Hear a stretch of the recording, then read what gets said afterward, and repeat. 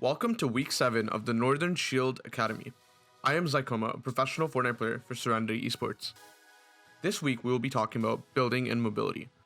Building is one of the most important skills in Fortnite, and it is what separates this game from every other BR out there right now. Proper use of building will put you at a competitive advantage over the rest of the players in the lobby. Here are some different applications of building in-game. Today we'll be talking about basic ramp rushes, retakes, reboxing, and even tunneling, which can be used in endgame. Let's first introduce the only ramp rush you really need to know.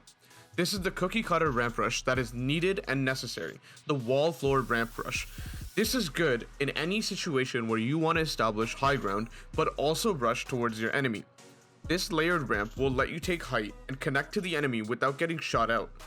Now, more complex and advanced ramp rushes do exist, and they were seen in the past. However, they are not practical at all in an in-game setting, as they usually burn too many materials. This is the only one that you really need to know and practice. Next, let's talk about two basic retakes that are easy to learn, simple to practice, but really practical in an in-game setting. The truth is, all these creative clips that you see on Twitch or YouTube, they look insane and really cool, but usually are not that efficient. Instead, I can teach you two basic fundamental retakes that can help you retake high ground in a competitive fight. This is the high wall retake, where you can do a 180 turn after ramping up, but still remain extremely protected. Being protected is the name of the game here. We are giving up some of our speed in order to make sure that we don't get any free damage taken back, because getting hit would mean an immediate halt to a retake. This is a really reliable combo to use, and I highly suggest you use it in your games. Next is the protected side jump retake, where it is indeed harder to execute, but when you master this, can give a lot of surprising speed on any height retake. If done correctly, you should still remain protected, and even chain this into other retakes. Ensure that the wall is placed through the cone while you're going up, because this will mean that you can maintain safety while taking height. Most of the time, your opponent will not see this coming and will be an easy height retake for you. Moving on to reboxing, there is one simple thing you need to understand, and this will then apply to all instances of reboxing or expanding. This is how to most efficiently make a box fast.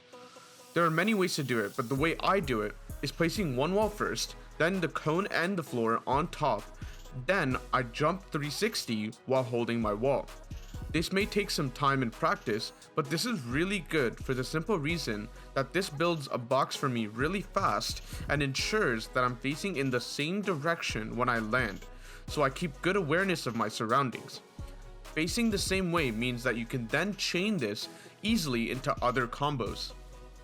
Lastly is some simple tunneling combos. These are really important to understand in the case that you're in an endgame. In this case, there are a lot of combos to understand, so feel free to pause and rewatch any of these clips to break it down and understand how to execute these tunneling routines mechanically. There are way too many tunneling techniques to break it down one by one. Tunneling can be simple in some scenarios, but really complicated in others, depending on the tension and danger that you're in. Good tunnelers can chain different tunnel combos into each other when the situation calls for it.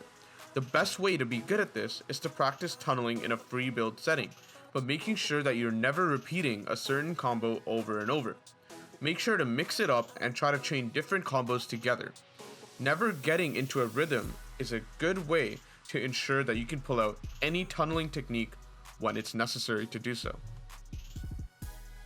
But to get the most out of your building practice, be sure to get into creative mode to work on any of the skills that I talked about. Practice is the most important thing that you could take away from this video, and doing a bunch of repetitions is the best way to get really good.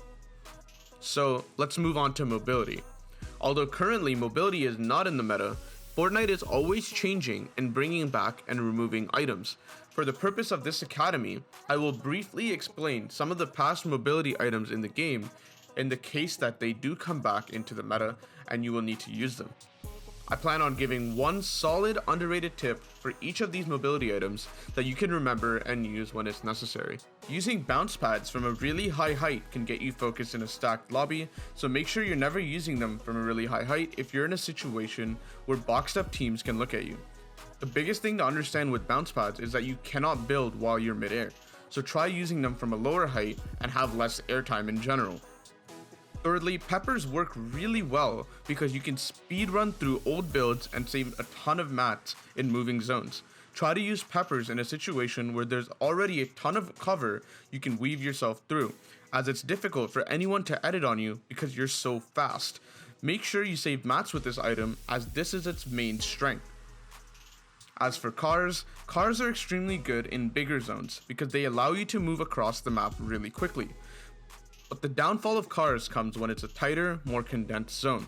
Ensure that you're abusing cars in the first 2 early zones, but ditch them when it becomes more intense. It's simply not worth the risk to get server focused in a car. Rift fish are really good to use when you hear other people also use them, because then it's harder to get focused at in the sky, for the simple reason that there are more available targets to shoot at.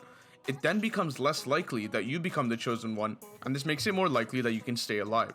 Also, try to glide right above the height team because it's harder for them to shoot straight up. That's it for week 7, guys. I hope you guys learned something from the building and the mobility sections. Thank you for tuning in. We only have 1 week left, and we will be discussing really advanced gameplay to prepare you for future academies. So thank you for watching this week's video. I am Zykmoa. You can follow me at Zykmoa TV on Twitter and Zykmoa on all other social medias. Be sure to check out Northern Shield Academy on all social medias as well. And I'll see you guys next week. Hi everyone, it's me again. Speed bottlenecks are the worst. Your gaming speed and performance is only as fast as your router's output. Our sponsor, TP-Link's latest Wi-Fi 6 AX11000 gaming router has 12 streams of 10 gigabytes per second. Well, that's it for this week. We'll see you next week, and I hope you're enjoying the Gaming Academy so far.